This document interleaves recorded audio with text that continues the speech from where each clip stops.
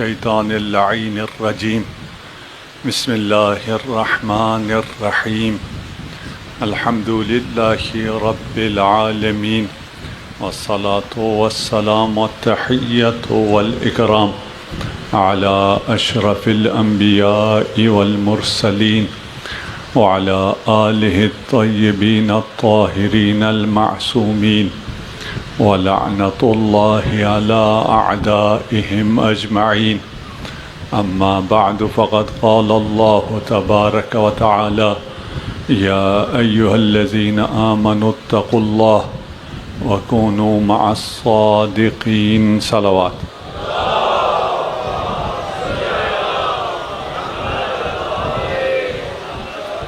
خدا آپ سب کی توفیقات خیر میں اضافہ فرمائے۔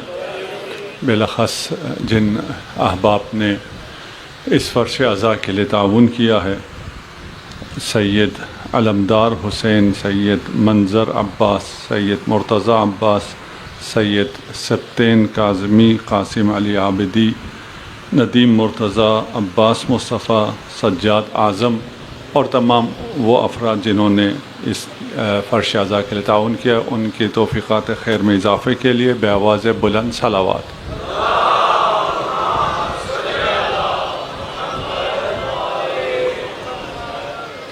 آپ نے جیسے عرض کیا کہ ہماری گفتگو کا مقصد صرف اتنا ہے کہ لوگ اس دین کی حقیقت کو پہچان لیں۔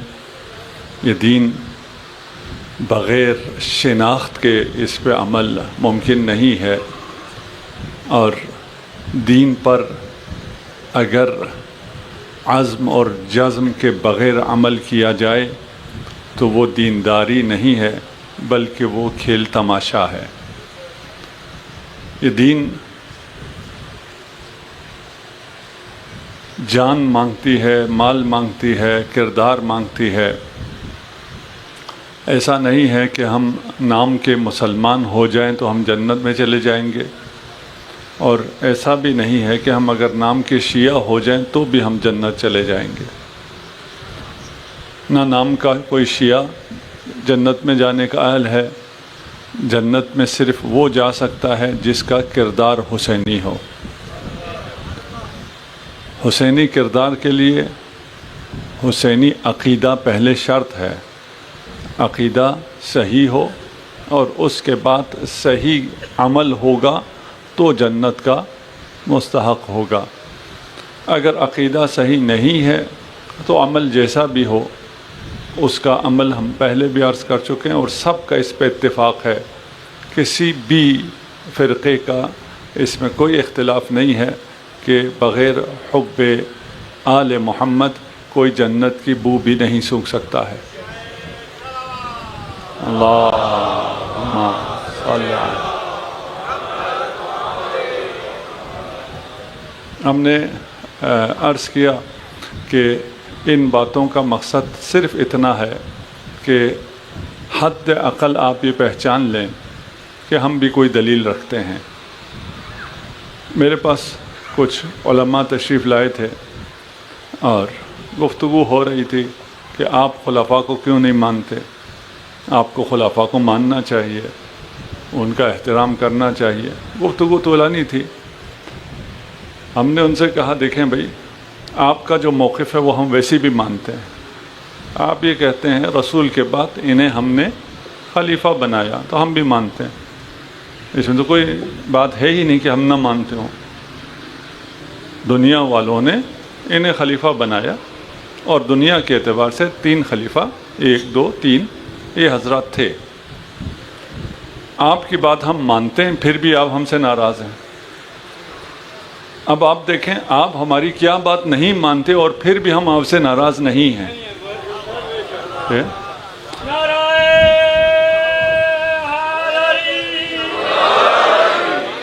آپ ہم سے کہتے ہیں کہ ہمارے بنائے ہوئے کو تم مانو، ہم مان بھی جاتے ہیں پھر بھی آپ ناراض ہیں۔ ہم آپ سے کہتے ہیں کہ خدا کے بنائے ہوئے کو تم مانو، آپ نہیں مانتے پھر بھی ہم ناراض نہیں ہیں۔ بھئی کتنا بڑا دل ہے ہمارا، کم از کم یہ سوچو تو صحیح۔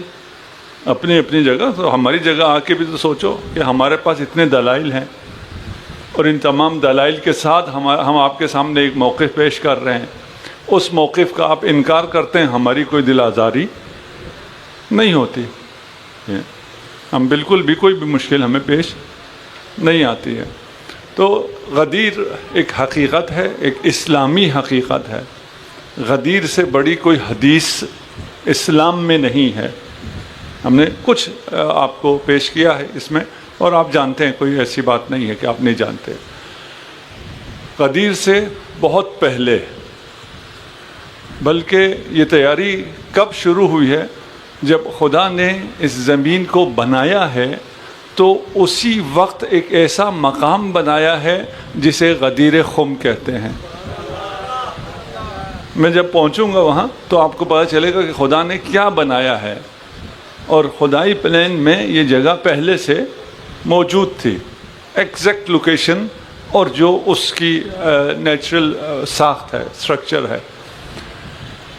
کبھی وقت ملا تو کہیں گے، اور انشاءاللہ اگر آپ کو توفیق ہو تو آپ اب اگر جائیں زیارات پہ، حج پہ، عمرہ پہ، تو اب ایکسیس ہو گیا ہے، اب ایک کیٹیگری اور ہو گئی ہے، آپ ایز اے ٹورسٹ بھی جا سکتے ہیں، اور اگر آپ ایز اے ٹورسٹ جائیں تو پھر آپ غدیر بھی جا سکتے ہیں۔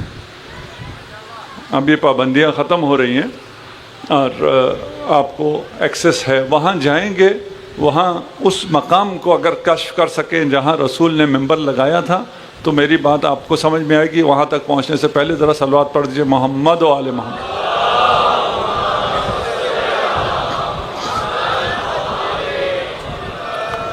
یہ منصوبہ بندی ہو رہی ہے، رسول خدا نے اعلان کر دیا ہے کہ اگلے سال میں اپنا آخری حج کرنے جا رہا ہوں، اور سب کو معلوم ہے کہ آخری حج میں ولایت کا، وصایت کا، خلافت کا اعلان ہونے جا رہا ہے۔ ایک تیاری میں ہے اور دوسری پارٹی بھی تیاری میں ہے، ایک جہت خوشی میں ہے، ایک جہت غم میں ہے، اور اس کو روکنے کے لیے انتظامات کر رہی ہے۔ ان انتظامات میں سے دو نقطے میں نے پیش کر دیے تھے۔ ایک نقطہ یہ تھا کہ رسول خدا کی ہر بات حجت نہیں ہے، رسول خدا کی ہر بات حجت نہیں ہے۔ یہ صرف اس وقت کا مسلمان نہیں، ابھی بھی بہت سے لوگ کہتے ہیں رسول خدا کی ہر بات حجت نہیں ہے۔ معلوم ہے آپ کو یا نہیں؟ جی، ابھی بھی یہ عقیدہ ہے کہ بھئی رسول خدا نے کسی سے کچھ کہا، اس نے ایسا کیا، بعد میں وہ اس کی فصل خراب ہوئی تو بعد میں رسول خدا نے کہا مجھے تو نہیں پتا، تمہاری باتیں تمہیں زیادہ بہتر پتہ ہیں۔ اور اگر کوئی اور بات کر دیے تو یہ تو کیونکہ باپ تھا، محبت میں آ کے کہہ دیا۔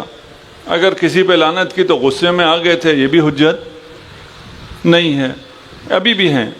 اس کی ابتدا وہاں سے ہوئی ہے، وہاں باقاعدہ ایک مہم چلی، تحریک چلی کہ رسول اللہ کی ہر بات حجت نہیں ہے۔ ہر بات حجت نہیں ہے کس چیز میں؟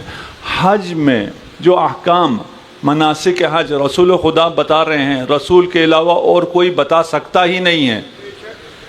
وہاں اگر رسول کی اتھارٹی کو چیلنج کر دیا جائے اور کہا جائے کہ ہم احرام کھولنے کے بعد اب ہم پر وہ جو چیزیں حرام تھی وہ حلال نہیں ہوئی ہیں، ایسا ہوا ہے نہیں ہوا؟ یہ تو رسول کی اتھارٹی کی بات ہو گئی۔ اگر ان کے ساتھ آگے زیادہ چلیں تو یہ تو اللہ کی اتھارٹی کو بھی چیلنج کرتے ہیں۔ اللہ کچھ اور چاہ رہا تھا، کوئی اور کچھ اور چاہ رہا تھا، آیت اس کی چاہت کے مطابق نازل ہوتی ہے، خدا کی چاہت کے مطابق نازل نہیں ہوتی ہے۔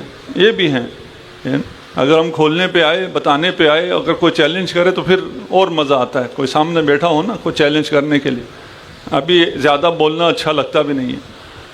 پہلا یہ ہوا کہ رسول کی اتھارٹی کو چیلنج کیا گیا کہ اگر رسول نے کسی کو بنا دیا تو ہم مقابلے میں کہیں گے کہ جسے رسول نے بنایا وہ سلیکشن ہے، جسے ہم بنا رہے ہیں وہ الیکشن ہے نا؟ اور اکثریت ہمارے ساتھ ہے، یہ جو کہہ رہا ہے وہ صحیح نہیں ہے، جو ہم کہہ رہے ہیں وہ صحیح ہے، اس لیے کہ ہم نے اجماع کر لیا ہے۔ بھئی آپ کے اجماع پر دلیل بھی ہونی چاہیے کہ آپ کا اجماع حجت ہے۔ آپ کے اجماع کی کیا حیثیت ہے اگر وہ اجماع رسول کے مقابل میں ہو؟ آپ کے اجتہاد کی کیا حیثیت ہے اگر وہ اجتہاد نص کے مقابل میں ہو؟ چلیں تھوڑا سا مشکل الفاظ مشکل استعمال کرنا شروع کرتے، میں آسان کر دیتا ہوں. ٹھیک، میں اس طرف نہیں جاتا، میں آسان جو بچوں کو سمجھ میں آ سکے. پہلا یہ کہ رسول کی اتھارٹی کو چیلنج کیا. کہاں کہاں کیا؟ ہزاروں مثالیں ہیں. اس مورد میں حج میں کہاں کیا؟ احرام کی ایک مثال ہے، اس کے علاوہ بھی مثال ہے، اس سے پہلے بھی ہیں، اس کے بعد بھی ہیں. دوسرا، امیر المؤمنین علی ابن ابی طالب کے خلاف پروپیگنڈا شروع کیا.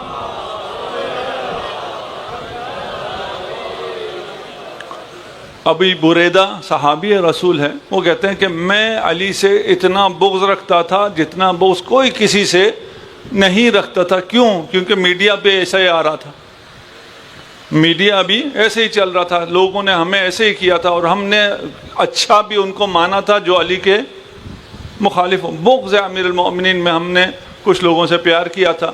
پھر وہ جو رسول خدا کے پاس آئے، رسول خدا نے ان کو کہا کہ تم نے علی سے نفرت نہیں کرنی ہے. یہ صرف بریدہ سے نہیں کہا، یہ سارے صحابہ سے کہا ہے، ہم سے بھی کہا ہے کہ اگر کوئی علی سے نفرت کرے گا، علی سے بغض رکھے گا، وہ منافق ہوگا. یا علی لا یبغضک الا منافق. یہ ابی بریدہ بہت اچھا آدمی تھا. اس کے بعد ابی بریدہ کہتا ہے کہ اس کے بعد میں نے علی کو ایسے چاہا جیسے کوئی چاہ سکتا ہی نہیں ہے. اس کا حب و بغض شدید ہے. لیکن دوسرا جہد بھی ہو گیا ہوگا نا، جس کو پہلے علی کے بغض میں بہت چاہا تھا، اب جب علی کو شدید چاہا ہے تو علی کے حب میں اس کو کیا کیا ہوگا؟ یہ نیچرل ہے، یہ فطری ہے نا. اس کو زیادہ آپ نہ چھیڑیں، یہ دل کا معاملہ ہے. دل جب کسی کو چاہتا ہے تو اس کے دشمنوں سے نفرت کرتا ہے. یہ کسی کے بس میں نہیں ہے. اس کے بعد یہ دو چیزیں ہو گئی. تیسرا یہ تھا کہ انہوں نے پلان کیا کہ رسول خدا اگر جہاں پر بھی اعلان کرنا چاہیں گے اور ہماری مشیت کے بغیر اگر کوئی اعلان ہوگا تو یا رسول خدا کو قتل کریں گے، نعوذ باللہ، ان کا پلان کی بات کر رہا ہوں، نہیں تو شور مچا دیں گے اور یہ گفتگو ہونے ہی نہیں دیں گے. اب آپ فرض کر لیجئے، یہ تو لاکھوں کا مجمع نہیں ہے، ٹھیک، اور یہاں پہ یہ سسٹم بھی ہے، ریکارڈنگ بھی ہے، ساؤنڈ سسٹم بھی ہے. ساؤنڈ سسٹم نہ ہو اور میں نے یہاں کھڑے ہو کے بات کرنی ہو، آپ میں سے 100 افراد 200 افراد اگر شور مچا دیں، میری بات ہو سکے گی؟ ہو سکتی. پلان کیا گیا کہ رسول خدا جہاں پر بھی بات کرنا شروع کریں گے ہم شور مچا دیں گے اور ہم وہ بات ہونے ہی نہیں دیں گے. استغفر اللہ، یہ کیسی باتیں کر رہا ہے؟ رسول کے صحابی شور کریں گے؟ یہی ہے نا؟ استغفر اللہ. یہ رافضی یہ غلط باتیں کرنا شروع کر دیا اس نے. غلط بات ہے، صحیح بات. ایسا صرف ان کی نیت تھی، انہوں نے ایسا کیا، انہوں نے ایسا کیا. یہ صرف نہیں ہے کہ یہ صرف نیت تھی. اس حجۃ الوداع میں اس سے پہلے بھی کیا، اس کے بعد بھی کیا. ایک دفعہ نہیں کیا، اس کام کو انہوں نے بہت دفعہ کیا. یہ پریکٹس ان کی پہلے سے موجود ہے. غدیر سے پہلے میں چند جگہ پڑھ دیتا ہوں، جلدی جلدی پڑھ دیتا ہوں اور آپ کو وہ سنا دیتا ہوں کتابوں میں جو لکھا ہے. کوئی چیز اپنی کتابوں کی نہیں ہے، صرف ایک حدیث غدیر کی میں اپنی کتاب سے پیش کرنے والا ہوں، تھوڑا سا تکمیل کر کے، وہ بھی اگر وقت ہوا تو. وَإِلَّا سب ان کا ہے. يَكُونُ 12 أَمِيرًا فَقَالَ كَلِمَةٌ لَمْ أَسْمَعْهَا. رسول خدا فرما رہے تھے کہ میرے بعد 12 خلیفہ ہوں گے. اس کے بعد کیا ہوا؟ اس کے بعد میں نے سننا چھوڑ دیا. ہیں کیوں نہیں سن سکے بھائی؟ تو راوی اتنی اہم بات کہ میرے بعد 12 خلیفہ ہوں گے، 12 امیر ہوں گے. اس کے بعد کچھ کہا نہیں، کہا اس کے بعد کچھ کہا، لیکن میں سن سکا نہیں، میں سن نہیں سکا. اچھا دوسری روایت دیکھتے ہیں. چلے یہ ایک راوی نہیں سن سکا تھا. ان هذا الامر لا ينقضي حتى يمضي فيهم 12 خلیفہ فقال ثم تكلم بكلام خفي علي. پھر رسول خدا نے کچھ کہا لیکن مجھے سنائی نہیں دیا. اچھا یار اتنی اہم بات، رسول خدا نے کچھ کہا، کسی کو بھی سنائی نہیں دے رہا. آگے کچھ کہا ہے، یہ نہیں کہتے کہ آگے کچھ نہیں کہا، یہاں تک کہہ کے خاموش ہو گئے. آگے کچھ کہا ہے لیکن وہ سنائی نہیں دی. پھر ذرا سنیے، یکون من بعدی 12 خلیفہ. یہ ساری روایات ہیں، مختلف کتابیں ہیں، حوالے میں سارا نہیں دے رہا، وقت آپ کا آ جائے گا، جس کو چاہیے یہ لکھے، اس کو حوالے مل جائیں گے. یکون من بعدی 12 امرا ثم تکلم بشیء لم افہمہ. کہا 12 امیر ہوں گے، پھر رسول خدا نے کچھ کہا مجھے سمجھ میں نہیں آیا. ہمیں بھی سمجھ میں نہیں آ رہا کہ رسول خدا اتنی بات کر رہے ہیں، ایسی کیوں کر رہے ہیں کہ کسی کو بھی سمجھ میں نہیں آ رہا. یہ میری بھی سمجھ میں نہیں آ رہا. یہ روایت لے لیجئے، لا یزال ھذا دین عزیزا. یہ دین عزیز رہے گا، عزت میں رہے گا، غالب رہے گا، طاقت میں رہے گا، قدرت میں رہے گا. اگر یہ نہ ہوا تو تم رسوا ہو جاؤ گے. لا زال ھذا دین عزیزا الی اسنا.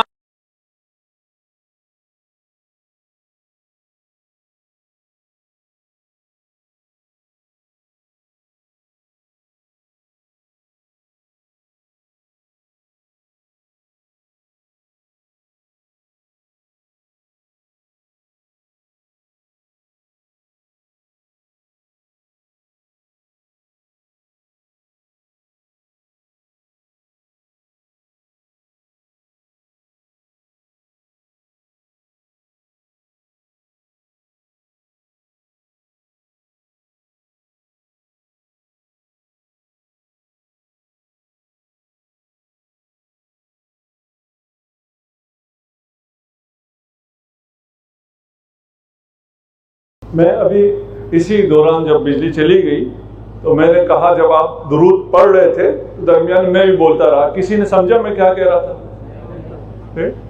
آپ لوگ اس لیے درود نہیں پڑھ رہے تھے کہ میری آواز نہ پہنچے. آپ لوگ بہت پیار سے، بہت ادب سے، بہت احترام سے درود پڑھ رہے تھے، پھر بھی میری بات یہاں تک بھی نہیں پہنچی. اب سنیے یہ جو میں روایت پڑھ رہا تھا، لا یزال ھذا الدین عزیزا. یہ روایت میں نہیں پڑھ رہا جی، اس میں مشکل ہے. یہ میں نہیں پڑھوں گا. جو مشکل ایسی کون سی ہو سکتی ہے جو ہمیں روایت سے روکے؟ ہمارا مسئلہ یہ حل کر رہا ہے کہ یہ دین عزیز رہے گا الی 12 خلیفہ. جب تک تم 12 امامی رہو گے عزت رہے گی. ہے نا، 12 امام کو اگر مانو گے تو عزت رہے گی. ثم یہاں تک رسول خدا نے فرمایا تھا فکبر الناس وزجوا. یہاں جو پہلے تو یہ کہہ رہے تھے نا کہ ہمیں سنائی نہیں دیا، آگے پتہ نہیں چلا. کیوں؟ یہ روایت بتا رہی ہے کہ پھر ایک گروہ نے وہاں شور شرابہ ڈال دیا. انہوں نے وہاں پر چیخنا شروع کیا اور رسول اس کے بعد جو فرما رہے تھے وہ اس کے بعد لوگوں تک پہنچی. تو یہ لوگ موجود تھے، یہ لوگ موجود تھے یا نہیں تھے؟ واللہ یعصمک من الناس. قرآن ہے نا، رسول سے کہہ رہے ہیں. قرآن کہہ رہے ہیں ایسے خناس ہیں جو رسول کو بات کرنے نہیں دیں گے. یہ نہ کہے نا کوئی کہ نہیں تھے، یہ تو ہمیں مل گئی. غدیر کے بعد ہوا یا نہیں ہوا؟ غدیر کے بعد بھی ہوا. وہ واقعی قرطاس ہے، لکھا ہوا ہے، میں نہیں پڑھتا ابھی، سب کو معلوم ہے، ساری کتابوں میں ہے. رسول خدا نے فرمایا کہ مجھے کاغذ اور قلم لا کر دے دو. یہ جو کہتے ہیں نہ پڑھنا آتا تھا نہ لکھنا آتا تھا، انہیں کاغذ قلم لا کے دینے میں کیا تھا؟ دیا؟ نہیں دیا. کیا کیا؟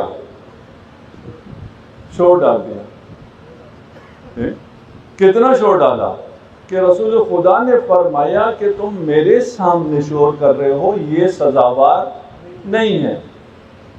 پھر کیا فرمایا؟ پھر فرمایا قوموا عنی. مانا آپ کو سب کو آتا ہے، قوموا عنی، میرے پاس سے اٹھ کے تشریف لے جائے. اچھا، اب سوال یہ ہے، پہلے تو ہم اس سیکوینس کو سمجھ لیں کہ حجت الوداع میں رسول خدا تشریف لے جا رہے ہیں. اعلان ولایت معلوم ہے، سب کو معلوم ہے کہ یہاں اعلان ولایت ہوگا.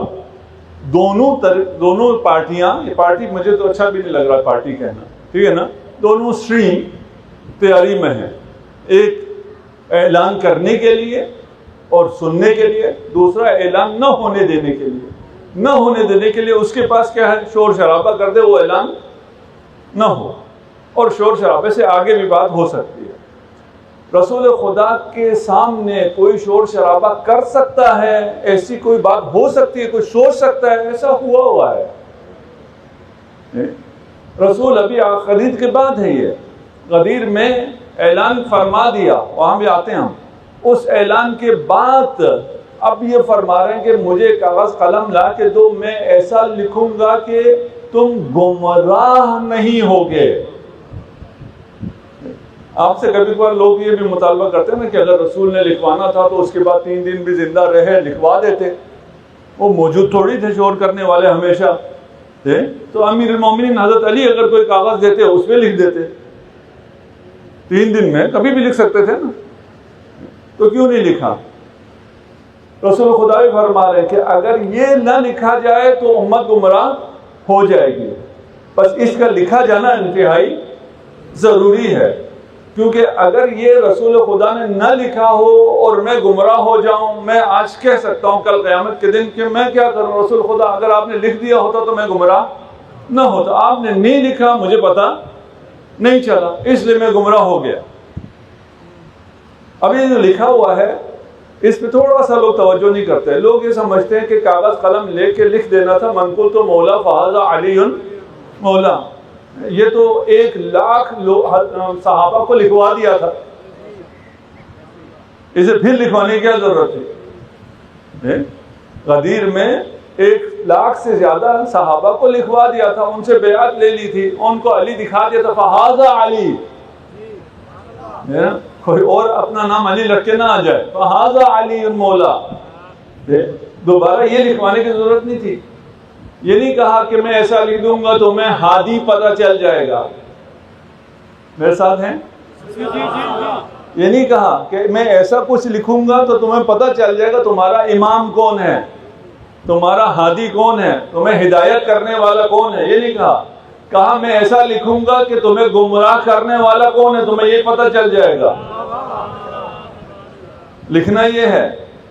اب لکھا یا نہیں لکھا، یہ $1 ملین کا کوشچن ہے، لکھا یا نہیں لکھا؟ نہیں لکھا نہیں ہو سکتا، مشیت الہی اس پر ہو کہ لکھا جائے، امت کی گمراہ نہ ہونے کا انحصار اس پہ ہو کہ لکھا جائے، اور وہ نہ لکھا جائے، چند لوگ شور شرابہ کر کے نہ لکھنے دے رسول کو، ہو سکتا ہے؟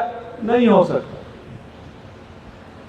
پھر لکھا گیا ہے؟ جی بالکل لکھا گیا ہے۔ کہاں لکھا ہوا ہے؟ ہر کتاب میں ہے، ساری کتابوں میں، صحاح میں بھی ہے، لکھا ہوا موجود ہے، بالکل لکھا ہوا موجود ہے۔ کیا لکھوایا؟ رسول خدا نے لکھوا دیا قوموا انی، یہ رسول خدا نے لکھوایا ہے نا،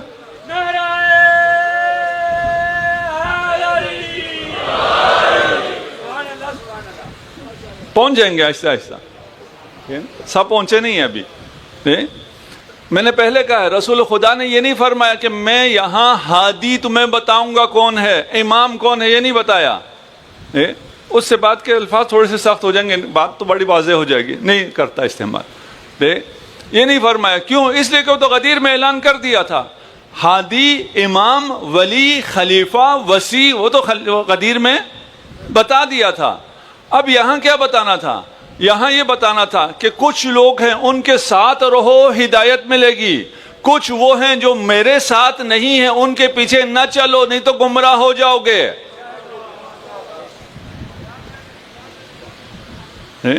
قوموا انی کا کیا مطلب ہے؟ یہ گروہ میرا نہیں ہے، جسے میں نے اپنے پاس سے اٹھا دیا ہے، انہیں تم اپنے دل میں مت بٹھاؤ۔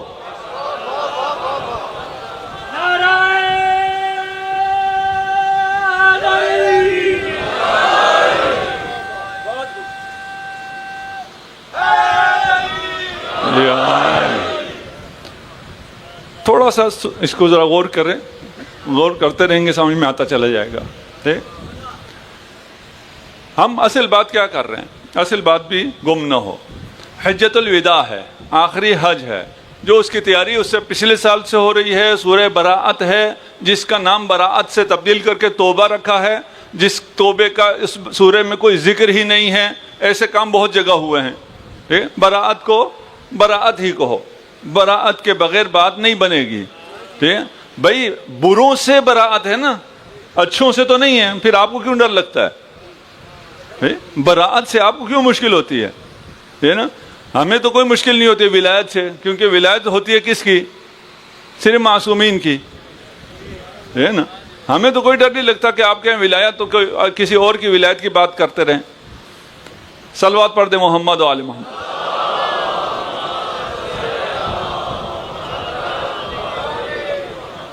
یہ ٹائم بہت جلدی چلا جاتا ہے، میں بات بھی آپ تک پہنچانا چاہ رہا ہوں.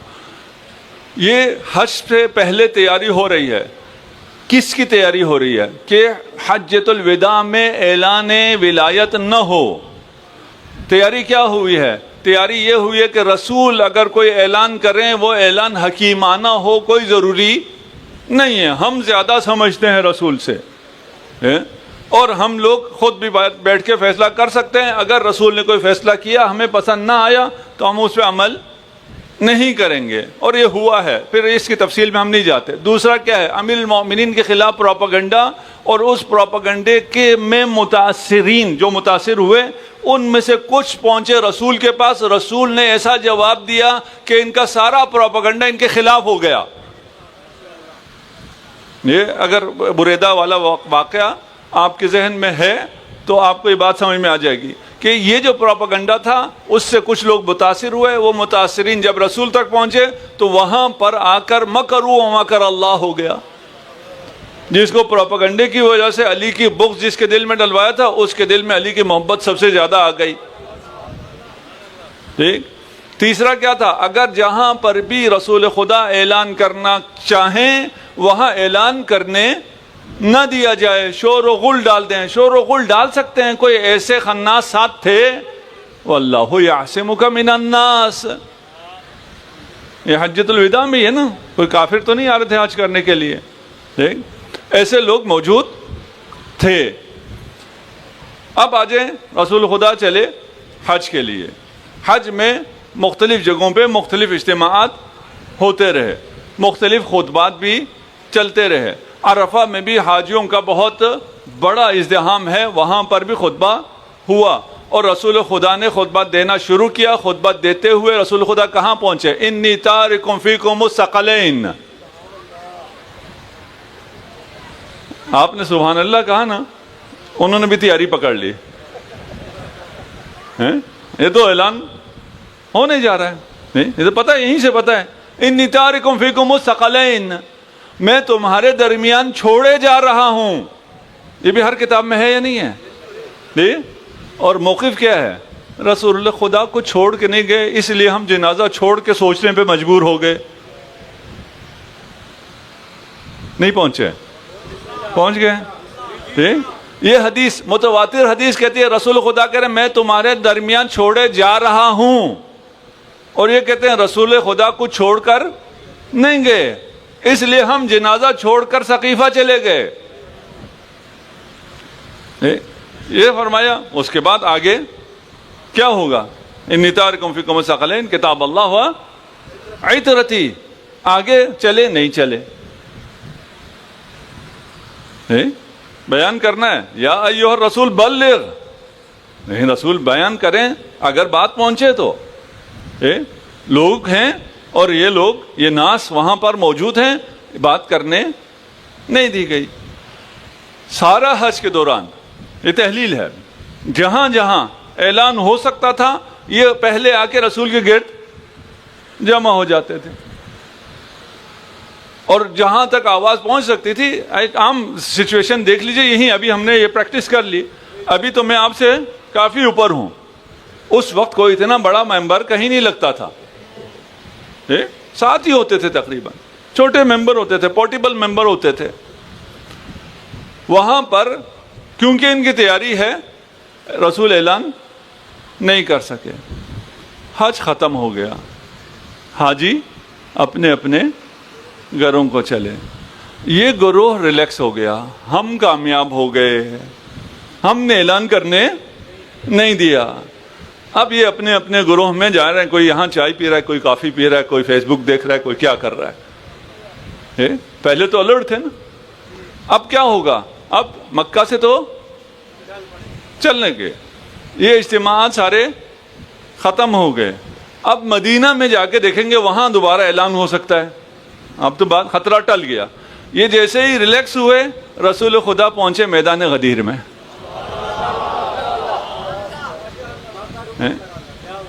رسول خدا پہنچے میدان غدیر میں. اتفاق ہے؟ نہیں. میدان غدیر ایک ایسا میدان ہے جس جیسا میدان اس دنیا میں دوسرا نہیں ہے. ایک ایسا میدان جسے خدا نے ایسا بنایا ہے. خدا اس پوری دنیا کا آرکیٹیکٹ ہے, اس جگہ کا آرکیٹیکٹ بھی خدا ہے, کہ وہاں کھڑے ہو کر اگر رسول خدا کو اعلان کرے تو کسی کا شور اس اعلان میں خلل نہ ڈال سکے. آپ جائیں گے غدیر خم کو دیکھیں گے, آپ کو پتہ چل جائے گا, انشاءاللہ پہنچ جائیں گے آپ. غدیر خم ایسے مقام کو کہتے ہیں جہاں پر اگر رسول خدا ایک سرٹن ہائٹ پر آ کر خطبہ دیں, اس لیے عام ممبر نہیں لگایا گیا, پالان شتر لائے گئے. جب پالان شتر لا کے آپ کو اٹھا دیں تو جو نیچے لوگ ہیں ان کے شور سے آپ کی آواز جو سامنے اسٹیڈیم میں لوگ بیٹھے ہیں ان تک پہنچنے میں رکے گی؟ نہیں رکے گی. یہ جو ریلیکس ہے, کچھ سو رہے تھے, کوئی چائے پی رہے تھے, کوئی کافی شاپ چلے گئے تھے, جب تک یہ جمع ہوئے اور آگے انہوں نے ممبر کے گرد گھیرا ڈالنا چاہا, انہیں پتا چلا یہ تو ممبر بہت اوپر چلا گیا ہے. اور یہ ایسا ممبر ہے کہ جو آیت ہے, یا ایھا الرسول بلغ, بلغ کا مطلب کیا ہے؟ بار بار اعلان کرنا. یہاں بار بار اعلان اس وادی میں, اس غدیر خم میں رسول خدا سینٹر میں پالان شتر کا ممبر ہے, اس کے اوپر تشریف فرما ہے. جو نیچے شور شرابہ کرنے والے تھے ان کی آواز میں رسول کی آواز دب نہیں سکتی. رسول کی آواز 1,00,000 لوگوں تک ڈائریکٹ پہنچ رہی ہے.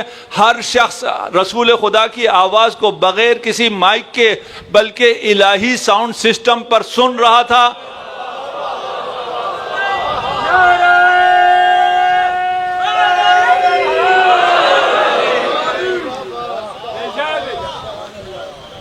یہ کھیل نہیں ہے, الہی نظام ہے. ہر شخص رسول خدا کی آواز کو سن رہا تھا. رسول خدا کی آواز ایکو ہو رہی تھی. ادھر ایکو کر سکتے ہیں, ساؤنڈ سسٹم والا ہے, ایکو کر سکتا ہے کوئی؟ کہاں ہے جی ساؤنڈ سسٹم والے؟ چلے آپ کو ایکو تو پتا ہے نا کیا ہوتا ہے, ٹھیک ہے نا؟ بار بار آتی ہے. یا ایھا الرسول بلغ, اے رسول بار بار اعلان کر دیجئے. ایک دفعہ اعلان کو بلغ نہیں کہتے, بار بار اعلان کو بلغ کہتے ہیں. رسول خدا نے ایک بار جو اعلان کیا اتنا ایکو ہوا, 1,00,000 لوگوں کے کان میں بار بار آواز آئی, من کنت مولا ہو فہذا علی مولا.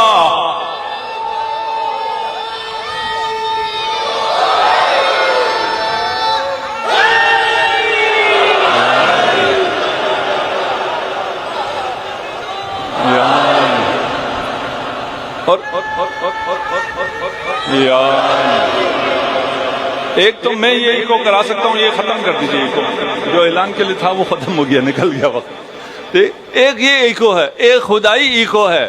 اس ایکو کی وجہ سے وہ یا ایھا الرسول بلغ, جو ابلاغ فرمایا, جو رسول خدا نے فرمایا, اس آواز کی گونج آج حیدری چوک میں بھی موجود ہے.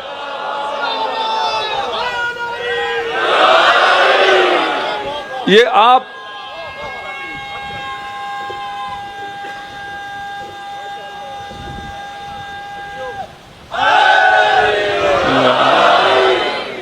میری زبان سے نہیں سن رہے ہیں. من کنت مولا, آپ کو خم سے, غدیر خم سے رسول کی آواز آ رہی ہے. من کنت مولا فہذا علی مولا.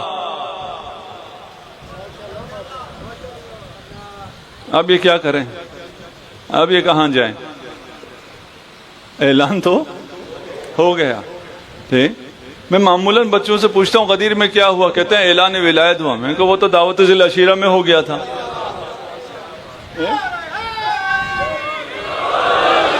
بھائی اعلان ولایت تو اسلام شروع ہی اعلان ولایت سے ہوا ہے. اس کے بعد رسول خدا کی زندگی میں کوئی دن ایسا نہیں تھا جس میں اعلان ولایت نہ فرمایا ہو. رسول خدا کا کوئی خطبہ ایسا نہیں تھا جس میں رسول خدا نے اعلان ولایت نہ فرمایا ہو. میں نے بڑا ادعا کر دیا، جوش خطابت میں نہیں کہا. آپ لوگوں نے پڑھے ہیں، خطبے پڑھے ہیں، ٹھیک. یہ حجۃ الوداع کے خطبے کے علاوہ جہاں اس وجہ سے اعلان نہیں ہو سکا تھا. آپ کو کورس کی کتابوں میں، سیرت کی کتابوں میں کوئی خطبہ ملتا ہے؟ جی کیوں نہیں ملتا؟ رسول نے کوئی خطبہ دیا ہی نہیں ہے.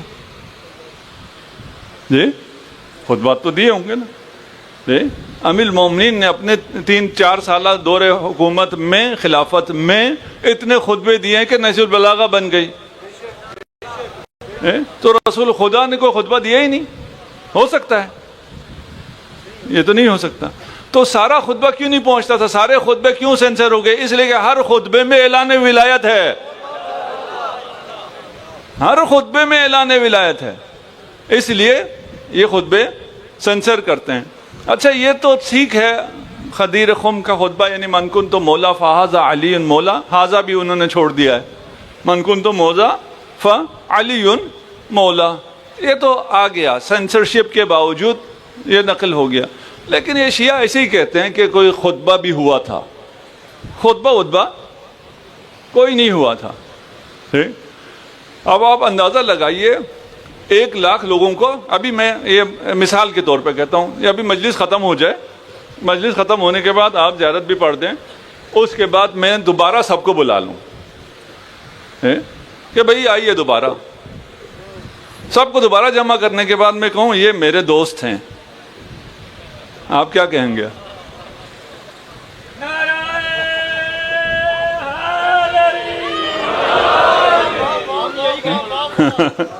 ٹھیک ہے نا یار، اس کو کیا ہو گیا؟ سب کو دوبارہ بلایا ہے اور کہنا کیا ہے؟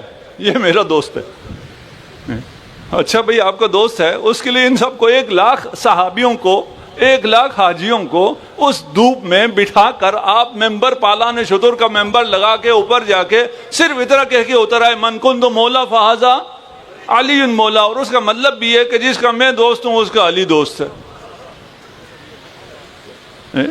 یہ کوئی عام آدمی کے لیے سوچ سکتے ہیں آپ؟ کوئی عقل مند ایسا کر سکتا ہے؟ یار ایسا تو نہیں ہے. تو یہ جو ہوا ہے، جمع کیا ہے، تو کوئی خطبہ ہوگا، صرف 2 کلمے کہہ کر نیچے. دیکھ میری طرح تھوڑی ہے، یہ جو ہماری طرح کے آج کل ٹک ٹاکر ہوئے ہیں، 2-4 منٹ کی بات بنا دی، چلو جی ریل تو بن گئی. خطبہ دکھائیں. ابھی آپ لوگوں سے کہہ رہا ہوں میں، اب کوئی اپنے بھائیوں کی بھی تو کروں نا وکالت. بھائی خطبہ دکھائیں کہ ہماری کتابوں میں خطبہ کہاں ہے. اگر خطبہ ہو تو ہم مانیں. خطبہ ہے ہی نہیں. رسول خدا نے یمن میں ایک پرابلم ہوئی تھی، اس پرابلم کو سالو کرنے کے لیے یہاں کہہ دیا من کنت مولا فہذا علی مولا، ختم ہو گئی بات. یمن اور علی اور یمن والوں میں جو جھگڑا تھا وہ ختم ہو گیا. کیا کروں، جی چاہتا ہے یہ سب بھی کھول دوں کیا کیا ہوا تھا یمن. ہاں ٹھیک ہے.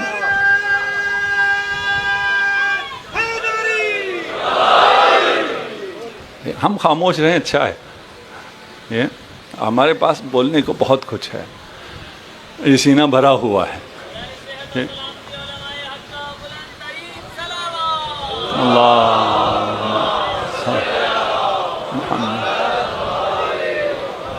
خطبہ دکھائیے بھائی. اور خطبہ بھی ہمیں ویسے تو کہتے ہیں نا قرآن میں دکھاؤ، لیکن آپ نے کبھی دیکھا ہے غدیر کو نہیں کہتے قرآن میں دکھاؤ. ہر چیز کو کہتے ہیں قرآن میں دکھاؤ، غدیر پہ آ کے نہیں کہتے قرآن میں دکھاؤ، اس لیے کہ قرآن میں ہے الیوم اکملت لکم دینکم.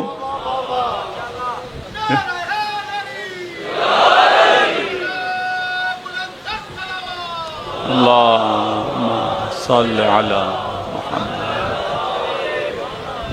یہاں آپ کو نہیں کوئی ملا ہوگا کہ یہ قرآن میں دکھاؤ، اب حدیث میں دکھاؤ، حدیث بھی اس سے زیادہ حدیث کوئی نہیں ہے، نہیں جی اتنا حصہ نہیں، پورا خطبہ، ایسے ہی تم لوگ جھوٹ بولتے ہو، پورا خطبہ دکھاؤ، خطبہ بھی دکھا دیں گے، اس میں چاہیے تو خطبہ غدیر، حدیث غدیر نہیں، من کنت مولا فعلی مولا حدیث غدیر ہے، خطبہ غدیر جس میں صرف مولا کا لفظ نہیں کہا گیا ہے، جس میں امامت کے لیے جتنے بھی الفاظ اس زبان عربی میں ہو سکتے تھے رسول خدا نے سارے علی کے لیے استعمال کیے ہیں۔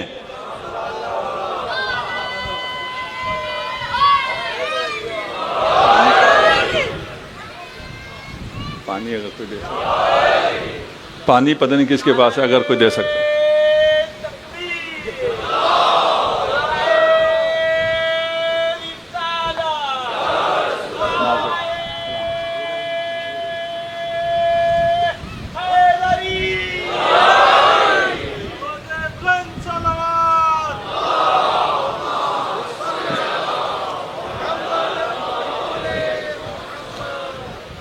اب خطبہ آپ کو چاہیے، اور وہ کہاں چاہیے؟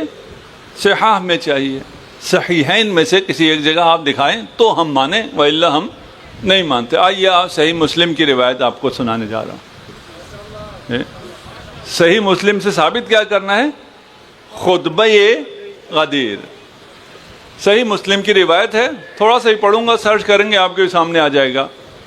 وہ کہتے ہیں انا و حسین بن الصبرہ و عمر ابن مسلم، یہ تین لوگ ہیں، کہتے ہیں کہ ہم گئے الی زید ابن ارقم، دار ارقم سکول بہت ہے نا، یہ زید ابن ارقم، زید ابن ارقم کے پاس گئے، اور زید ابن ارقم کے پاس جا کے ہم بیٹھے اور اس سے کہا لقد لقیت یا زید خیرن کثیرا، آپ کے پاس تو خیر کثیر ہے۔ کس طرح خیر کثیر ہے؟ رأیت رسول اللہ، آپ نے رسول خدا کو دیکھا ہے، وسمعت حدیثہ، آپ نے رسول کی حدیث بھی سنی ہے، وغزوت معہ وصلیت معہ، رسول کے ساتھ جنگیں بھی کی ہیں، غزوات میں بھی آپ شریک رہے ہیں، آپ نے رسول کے ساتھ نماز بھی پڑھی ہے، رسول کی آپ نے حدیث بھی سنی ہے، رسول کے ساتھ آپ کو صحبت کا شرف بھی حاصل رہا ہے، تو ہمیں بھی کچھ عطا کریں کہ رسول خدا نے کیا فرمایا۔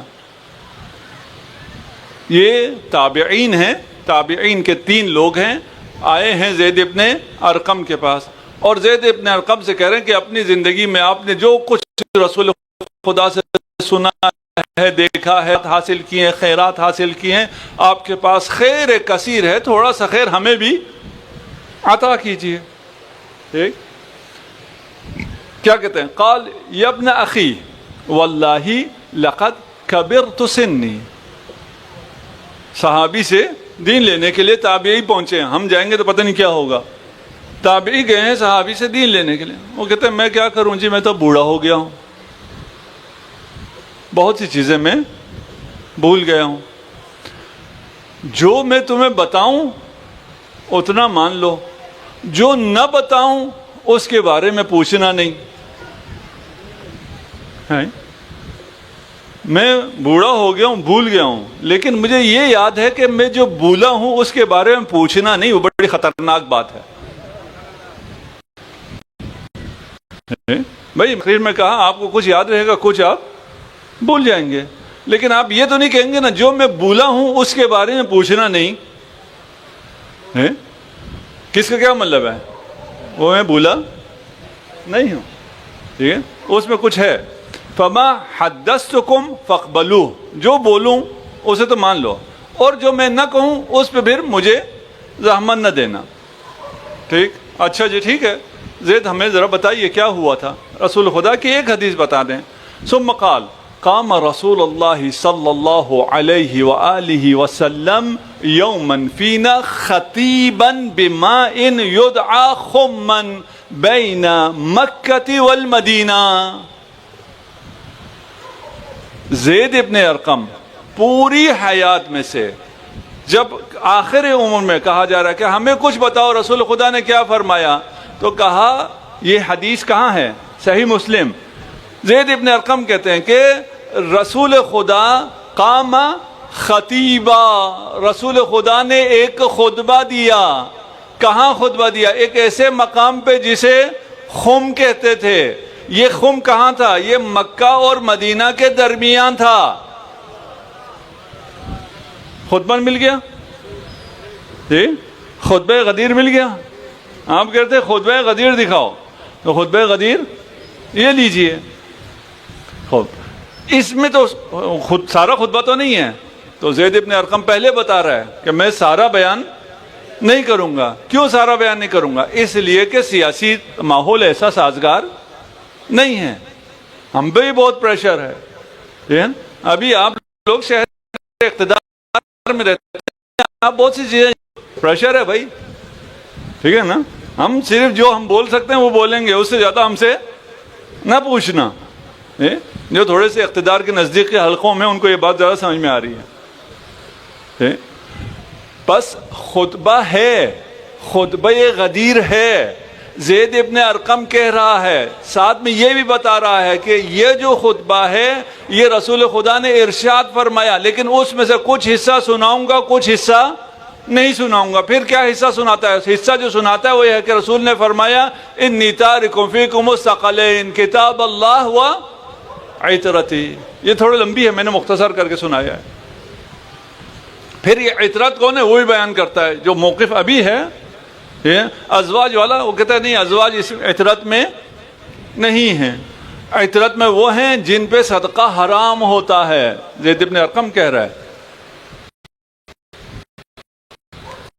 پھر سب تک بھی نہیں پہنچا. آج دوسرا دن بھی ختم ہو گیا، ہم ابھی خطبے پر بھی نہیں پہنچے. صلوات پڑھ دیجئے محمد و آل محمد.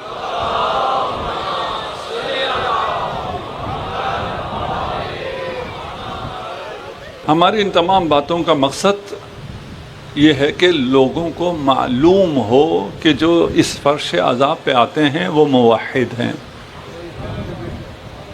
ان کا مسئلہ صرف اتنا ہے کہ وہ یہ موقف رکھتے ہیں کہ ہمیں جو اللہ اور اس کا رسول کہے ہم صرف وہ مان سکتے ہیں. مجبوری نہیں ہے، ہمارا کوئی اور پیر نہیں ہے. ہم صرف جو خدا کا حکم ہو، جو محمد مصطفیٰ نے پہنچایا ہو، یہ تشیع ہے. اس سے ہٹ کر تشیع اور کچھ بھی نہیں ہے. ہم صرف اسے مانتے ہیں جس کا محمد ارشاد فرمائے. جسے محمد مولا بنائے ہمارے لیے وہ مولا ہے.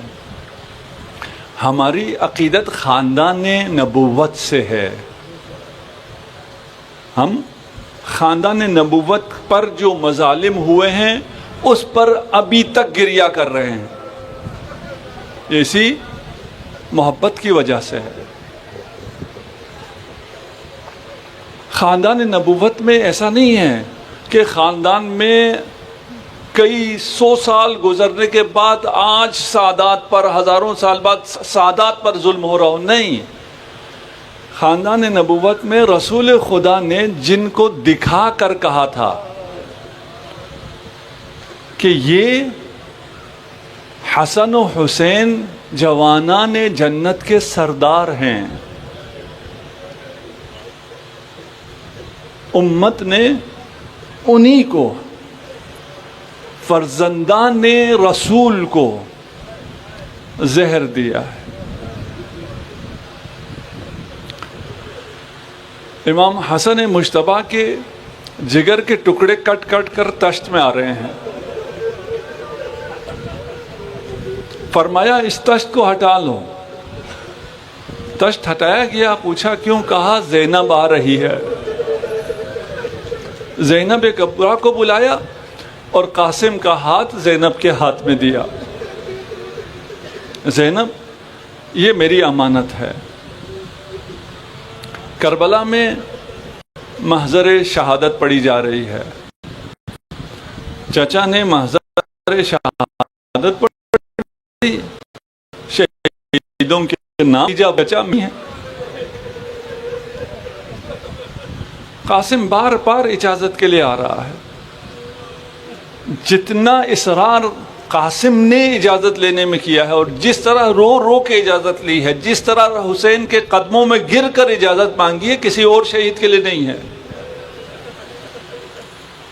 آخر حسین کو قاسم بہت پیارا تھا۔ یتیم انسان کو پیارا ہوتا ہے۔ ایک یتیم کو حسین کے نانا نے پالا تھا، حسین کے دادا نے پالا تھا، اور ایک یتیم کو حسین نے پالا تھا، اور اب وہ یتیم موت کی اجازت لینے آ رہا ہے۔ جب کوئی مسئلہ حل نہ ہوا اور قاسم نے زانوئے غم بغل کیے تو ہاتھ اس تعویذ پہ پڑھا جس پہ امام نے بابا نے کہا تھا اگر کوئی غم آئے تو اس تعویذ کو کھول کے پڑھ لینا۔ تعویذ کھولا، اس میں لکھا تھا بیٹا قاسم، کربلا میں جب حسین پہ وقت آئے، اجرکم علی اللہ، خوشی خوشی قاسم تعویذ لے کر امام کے پاس پہنچے۔ امام نے قاسم کو چوما، قاسم کو گلے سے لگایا۔ روایت کہتی ہے دونوں اتنا روئے کہ بے ہوش ہو کر زمین پر گر پڑے۔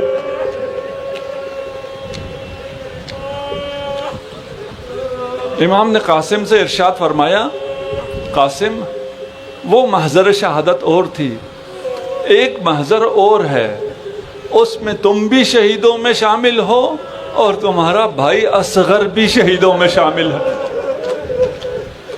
جب قاسم نے یہ سنا، غیرت ہاشمی تھی، پوچھا حل یصلون الی الخیام، چچا کیا یہ خیام میں آ جائیں گے؟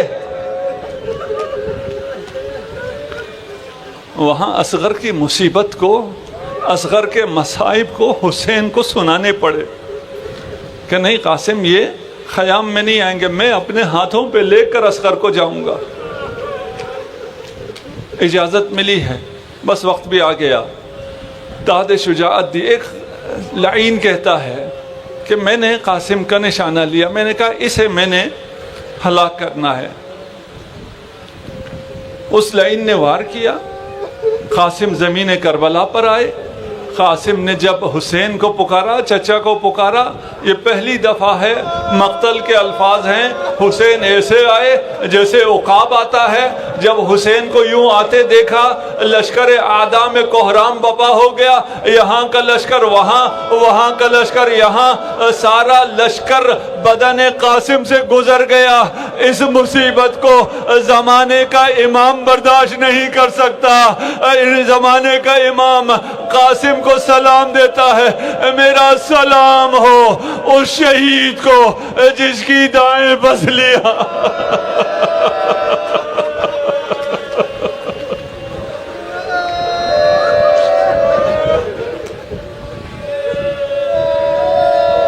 اجرکم علی اللہ۔ جب غبار چھٹا، امام حسین قاسم کے پاس پہنچے، کہا قاسم تم مجھے آواز دیتے رہے، میں تمہاری مدد کو نہ آ سکا۔ کربلا میں 2 لاشیں پامال ہوئے ہیں، 2 بدن ہیں جو گھوڑے کے ٹاپوں کے نیچے پامال ہوئے ہیں، ایک قاسم کا بدن ہے، ایک حسین کا۔ اتنا فرق ہے، جب حسین کا بدن پامال ہو رہا تھا تب حسین زندہ نہیں تھے، جب قاسم کا جسم مبارک، جسم نازنین، اتنا مختصر سا، کم سن سا قاسم، جس کے بدن پر ذرا بھی پوری نہ آتی ہو، اس کا جسم پامال ہو رہا تھا، قاسم زندہ تھا، بار بار اپنے چچا کو پکار رہا تھا۔ اسی لیے حسین نے آگے کہا، قاسم تم مجھے بلاتے رہے۔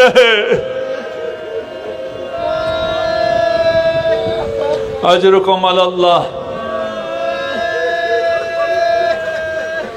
زینب نے دیکھا حسین قاسم کے سرانے پر ہے، قاسم ایڑیاں رگڑ رہا ہے، لیکن یہ منظر زینب نے ایک بار اور دیکھا۔ جب حسین تنہا رہ گئے، شمر لعین آگے بڑھا، حسین نے ایڑیاں رگڑنا شروع کی، زینب کا صبر تمام ہو گیا۔ کیسے کہوں، زینب نامحرموں میں آ گئی۔ اے اشقیا، یہ میرا ماں جایا حسین۔ انا للہ و انا الیہ راجعون۔ سیعلم الذین ظلموا ای منقلب ینقلبون۔ خدایا ہمارے اس قلیل عبادت کو اپنے بارگاہ میں قبول و منظور فرما، تمام مومنین کی حفاظت فرما، تمام مریضوں کو شفاء عاجل عنایت فرما، تمام وہ مومنین اور انجمن کے اراکین اور رضاکار جو خدمت کر رہے ہیں ان کی توفیقات خیر میں اضافہ فرما، جو مرحومین ہیں ان کی مغفرت فرما، ہم سب کو دنیا میں زیارت امام حسین و آخرت میں شفاعت امام حسین سے بہرمند فرما، امام زمانہ عجل اللہ فرجہ الشریف کے ظہور میں تعجیل فرما، ہمیں آپ کے اعوان و انصار میں قرار دے برحمتک یا ارحم